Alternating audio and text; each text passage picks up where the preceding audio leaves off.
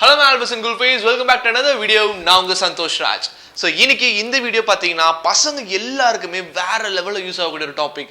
And இந்த டாப்பிக்கை வந்து கரெக்டாக நம்ம ஃபாலோ பண்ணிட்டோம் அப்படின்னு சொன்னால் பிரேக்கப்ஸ் மோஸ்ட்லி நமக்கு நடக்காது.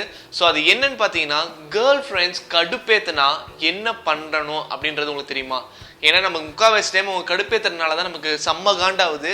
அண்ட் ஏன் ஆகுது அப்படின்னு சொன்னால் நம்ம அவங்க மேலே வச்சிருக்க லவ் அந்த அளவுக்கு ப்ளஸ் அந்த ஒரு பொசசிவ்னஸ் ஒரு பக்கம். ஸோ இது எல்லாமே கலந்து இந்த ஒரு கோவத்தை ஏற்படுது. அண்ட் நம்ம அதுக்கு முன்னாடி நம்ம அந்த மாதிரி நடந்திருக்கவே மாட்டோம். நம்மளோட ஆக்டிவிட்டிஸ் சேஞ்ச் ஆகிடும், நம்ம கேரக்டர் டோட்டலாகவே சேஞ்ச் ஆகிடும்னு சொல்லலாம். அந்த மாதிரி ஒரு விஷயங்கள் தான் இந்த கடுப்பேத்தனம் நடக்கிறது. ஸோ அதை எப்படி ஹேண்டில் பண்ணுறதை இந்த வீடியோவில் உங்களுக்கு சொல்ல போகிறேன். ஸோ ladies and gentlemen, நான் உங்கள் Santhosh Raj and this is Alpha Thumbnail. நம்ம சேனல் மறக்காம லைக் ஷேர் சப்ஸ்கிரைப் பண்ணி கமெண்ட் பண்ணிடுங்க. பெல் ஐகான் கிளிக் பண்ண மறந்துடாதீங்க. பிகாஸ் நான் பண்ணுற வீடியோஸ் உடனே உங்களுக்கு ரீச் ஆகிடும். ஃபர்ஸ்ட் பாயிண்ட் என்னன்னா, நம்மளோட கேர்ள் ஃப்ரெண்டை கொஞ்சம் தூரத்தில் வச்சு பார்க்கணும். இது வந்து நம்ம இமேஜினரியாக கொஞ்சம் அக்செப்ட் பண்ணிக்கணும். அப்படி அக்செப்ட் பண்ணால் மட்டும்தான் நம்ம கடுப்பாகாமல் இருக்கிறது வந்து ஒரு மிகப்பெரிய எஸ்கேப் ஆகிறதுன்னு கூட சொல்லலாம். ஏன் அப்படி சொன்னேன்னா, இப்போ அந்த பொண்ணு வந்து நம்ம லவ்வராக இல்லை அப்படின்னு நம்ம இமேஜின் பண்ணிக்கிட்டோம்னா அந்த பொண்ணு என்ன பண்ணலாம் நம்ம கண்டுக்க மாட்டோம்ல. இது வந்து கொஞ்சம் கேர்லெஸ்ஸாக இருக்கிற மாதிரி இருக்கலாம். ஆனால் நம்ம கேரிங் இருக்கும். நான் என்ன சொன்னோம், ஜஸ்ட் இமேஜின் பண்ணிக்கணும்னு சொன்னேன்ல. ஸோ அந்த சுச்சுவேஷன்லேருந்து நம்ம கடுப்பாகாமல் இருக்கிறதுக்கு இது பண்ண வேண்டிய ஒரு விஷயம். ஏன்னா நம்ம பொசசிவ்னஸ்ன்ற பேரில் ஓவராக அவங்களோட ஃப்ரீடமை கண்ட்ரோல் பண்ணுற மாதிரி இருக்கும், ஃப்ரீடமை ஸ்பாயில் பண்ணுற மாதிரி இருக்கும். நல்ல விஷயத்துக்கு நம்ம கோவப்பட்டா பிரச்சனை இல்லை. But most of the boys வந்து அந்த பொசசிவ்னஸ்னால அவங்க ஓவராக கண்ட்ரோல் பண்ணுற மாதிரி இருக்கும், அவங்க ஃப்ரீடமை ஸ்பாயில் பண்ணுற மாதிரி இருக்கும். ஸோ அந்த விஷயத்தினால தான் நான் இந்த ஒரு பாயிண்ட் எடுத்துகிட்டு வந்து வச்சேனே. இப்போ நம்ம தூரத்தில் வச்சு பார்க்கும்போது என்ன ஆகும்னா, நம்ம இந்த அளவுக்கு யோசிக்க மாட்டோம், திங்க் பண்ண மாட்டோம். ஓகே, அவளோட வேலையை அவள் பார்த்துட்டு இருக்கா அப்படின்ற மாதிரி நம்ம ஒரு டிஸ்டன்ஸில் இருக்கும் போது அவங்க என்ன பண்ணாலும் அந்த அளவுக்கு நமக்கு இம்பாக்ட் இருக்காது இல்லையா? ஸோ அந்த மாதிரி நம்ம திங்க் பண்ணிட்டோம்னு சொன்னாலே நமக்கு டென்ஷனே ஆகாது. நம்ம வேலையை நம்ம பார்த்துட்டு போயிட்டே இருக்கலாம். இல்லைன்னு வச்சுக்கோங்களேன், அவன் எப்படி பண்ணா, ஓகே மெசேஜ் பண்ணல, வேற யாருக்கா மெசேஜ் பண்ணுறாளா, ஓவர் திங்கிங்கை வந்து பயங்கரமாக இன்க்ரீஸ் பண்ணிவிடும். ஓவர் திங்கிங் இன்க்ரீஸ் ஆனால் டென்ஷன் அதிகமாகும், சண்டை அதிகமானா ஆப்வியஸாக பிரேக்கப்பில் வந்து நிற்கும். ரெண்டாவது பாயிண்ட் என்னன்னா, கொஞ்சம் ப்ராடாக திங்க் பண்ணி லீவ் பண்ணிடணும். அதாவது அந்த விஷயத்தை விட்டுறணும்.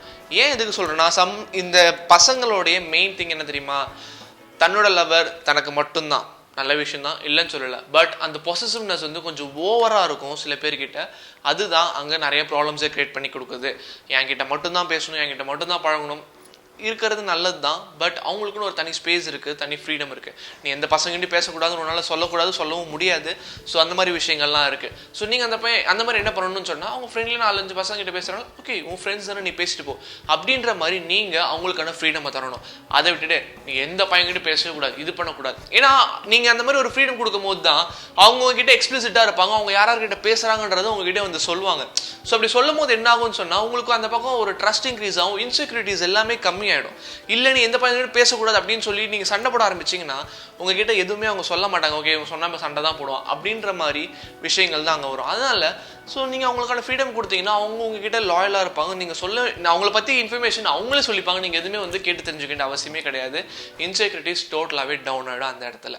மூணாவது பாயிண்ட் என்னன்னா, உங்கள் கேர்ள் ஃப்ரெண்ட் மேடம் உங்களுக்கு பயங்கரமாக கோவம் வந்துடுது, திட்டணும்னு தோணுது, அடிக்கணும்னு தோணுது, என்னென்னமோ செம்ம டென்ஷனாக வரீங்க, அவங்க என்ன பேசுனாலும் காண்டாவது அப்படின்னா தயவு செஞ்சு ஃபோனை கட் பண்ணிட்டு படுத்து தூங்கிடுங்க. இல்லை வேற வேலை எதாவது இருந்தால் போய் பாருங்க.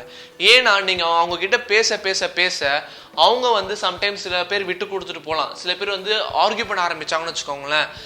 எப்படி சொல்ற, நம்ம பேசுறதுலேருந்து லீட் எடுப்பாங்க. புரியுதா?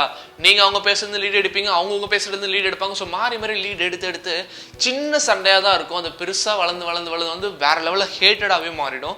ஸோ அது தப்பான விஷயம். ஸோ அதனால நீங்க என்ன பண்ணணும் அப்படின்னா, உங்களுக்கான டைம் நீங்க எடுத்துக்கணும். ஓகே நீங்க சரி எனக்கு செம்ம கடுப்பாக நான் ஃபோன் வைக்கிறேன்னு சொல்லிட்டு ஃபோனை வச்சுட்டு உங்களுக்கு எவ்வளோ டைம் ஸ்பேஸ் தேவைப்படுது, ஒரு 1 day or 2 days தேவைப்படுதா, அந்த டைம் எடுத்துட்டு அதுக்கப்புறம் நீங்கள் அந்த பழைய டென்ஷனை பற்றி பேசக்கூடாது. மெயினாக கப்புள்ஸ் புரிஞ்சுக்க வேண்டிய விஷயம் என்னன்னா, நடந்து முடிஞ்ச சண்டையை பற்றி நீங்கள் ட்ராக் பண்ணவோ பேசவோ கூடவே கூடாது. ஒரு விஷயம் எப்படி சொல்றதுன்னா, ஒரு பையனாலேயோ ஒரு பொண்ணுனாலேயோ உங்க ரிலேஷன்ஷிப்ல சண்டை வருது அப்படின்னு சொன்னா அந்த சண்டை அப்பயே சால்வ் ஆயிடுச்சுன்னா அதோட சாப்டர் க்ளோஸ் பண்ணிடணும். அதை விட்டுட்டு திருப்பி அந்த சண்டையை நீங்க நார்மலா பேச ஆரம்பிக்கும் போது வந்து இழுக்கவே கூடாது. இன்கேஸ் அப்படி நீங்க இழுக்க ஆரம்பிச்சீங்கன்னா திரும்பவும் டென்ஷன் ஆகும், மெயினா இன்செக்யூரிட்டிஸ் அதிகமாகும்.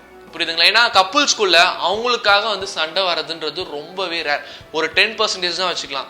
மூணாவதா எவனா ஒருத்தன் வருவான், அவன் ஃப்ரெண்டா தான் இருப்பான். புரியுதுங்களா? அந்த மாதிரி ஒரு பர்சனால தான் கப்புள்ஸ்குள்ள மோஸ்ட்லி சண்டை வருமே தவிர நார்மலாக உங்கள் 2 பேருக்குள்ள சண்டை வருதுன்றது ரொம்ப ப்ராபபிலிட்டிஸ் ரொம்பவே கம்மி தான் வச்சுக்கலாம். ஃபோர்த் பாயிண்ட் என்னன்னா, ரீசன் பிஹைண்ட் இட், அதாவது அவங்க ஏன் சண்டை போடுறாங்க அதை பற்றி நீங்கள் தெளிவாக புரிஞ்சு வச்சுக்கணும். ஒரு பாய் ஃப்ரெண்டாக உங்களுக்கு இருக்க வேண்டிய மிகப்பெரிய டியூட்டி என்ன தெரியுமா? உங்கள் லேடிஸோட ஹெல்த்தை பற்றி நீங்கள் தெரிஞ்சு வச்சுக்கணும். அதாவது உங்கள் கேர்ள் ஃப்ரெண்டுக்கு எப்போல்லாம் கோவம் வரும் அப்படின்னு தெரிஞ்சு வச்சுக்கணும். உங்கள் கேர்ள் ஃப்ரெண்டுக்கு எப்போ பீரியட்ஸ்ன்றதை தெரிஞ்சு வச்சுக்கணும். ஏன்னா most of the breakups happen when women's are in periods. So அந்த டைமில் பார்த்தீங்கன்னா அவங்களுக்கு மூட் ஸ்விங் பயங்கரமாக இருக்கும். நீங்கள் என்ன பேசினாலும் அவங்க எரிஞ்செரிஞ்சு தான் விழுவாங்க. பிகாஸ் அவங்க அந்தளவுக்கு சஃபர் ஆகிட்டு இருக்காங்க அந்த டேஸில். ஸோ அதனால் அதை நம்ம புரிஞ்சுக்கிட்டு அவங்களுக்கு சப்போர்ட்டிவாக இருக்கணுமே தவிர அவங்க கத்துறாங்கன்னு சொல்லி நம்மளும் பதிலுக்கு கத்திட்டு இருந்தோம்னு சொன்னால் கண்டிப்பாக ப்ராப்ளம்ஸ் தான் வரும். ஸோ அதனால நீங்கள் என்னைக்கு அந்த டேட்ஸ்லான்றதை தெரிஞ்சு வச்சுக்கோங்க, கால்குலேட் பண்ணியும் வச்சுக்கோங்க. ஓகேவா? ஸோ இப்படி நீங்கள் தெரிஞ்சு வச்சுக்கும் போது என்ன ஆகும் அப்படின்னு சொன்னால், ஓகே இவளுக்கு அந்த மாதிரி இருக்குது, ஸோ அதனால தான் அவள் டென்ஷனாக கத்திக்கிட்டு இருக்கா அப்படின்னு சொல்லிட்டு அவங்க சொல்கிறதுக்கு இம்பார்ட்டன்ஸ் டைம் நீங்கள் கொடுக்கவே தேவையில்லை. ஓகே இப்போ என்ன பேசினாலும் அவங்க பின்னாடி ரெக்ரெட் பண்ண தான் போகிறாங்க. ஸோ அதனால் நீங்கள் அதை பற்றி நீங்கள் கேர் பண்ணாமல் சரி ஓகே அப்படியாச்சும் பேசிட்டு போ அப்படின்னு சொல்லிட்டு கேஷுவலாக எடுத்துக்கிட்டு போயிட்டே இருக்கணும். சீரியஸாக எடுத்தீங்க அப்படின்னா தான் அங்கே ப்ராப்ளம்ஸ் வேறு லெவல் ஆகும். நீங்கள் 2 பேருமே ரெக்ரெட் பண்ணுவீங்க அதுக்கப்புறம். So do not do this. So understand the reason behinds a women's action.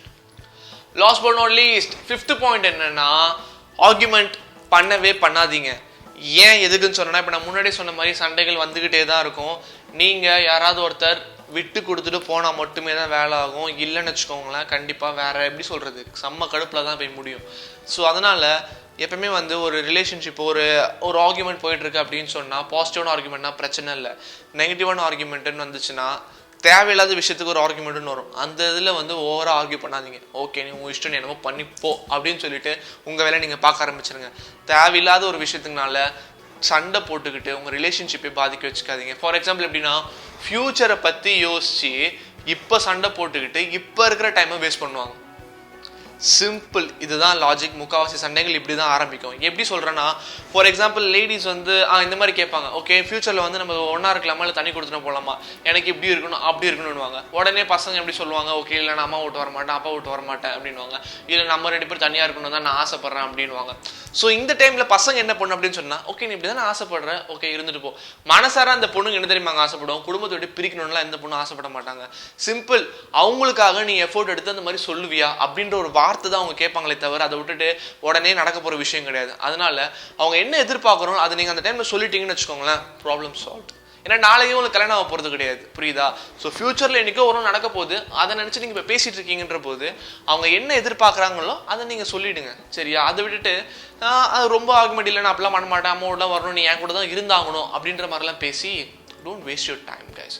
So இந்த மாதிரி தான் தேவையில்லாமல் ஆர்குமெண்ட்ஸ்லாம் வளர்க்கும். ஸோ அதை எப்படிலாம் அவாய்ட் பண்ண முடியுமோ பார்த்து அவாய்ட் பண்ணிங்கனாலே நீங்கள் கடுப்பாகிறதுலேருந்து ஈஸியாக எஸ்கேப் ஆகிடலாம்.